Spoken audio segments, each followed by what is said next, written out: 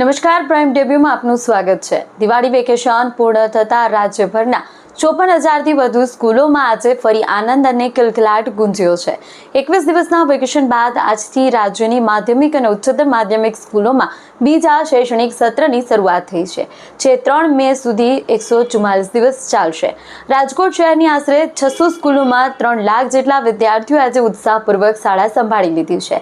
ધોરણ 10 અને 12 વિદ્યાર્થીઓએ બોર્ડ પરીક્ષાને ધ્યાનમાં રાખી તૈયારીઓ તેજ કરી દીધી છે, જ્યારે કે ધોરણ 9 થી 11 સુધીની વાર્ષિક પરીક્ષાઓ 9 થી 20 એપ્રિલ વચ્ચે યોજાશે। CBSE બોર્ડે આ વર્ષે 2 તબક્કામાં બોર્ડ પરીક્ષા લેવાનું નક્કી કર્યાને પગલે શિક્ષણ વ્યવસ્થા તે મુજબ ગોઠવાઈ રહી છે।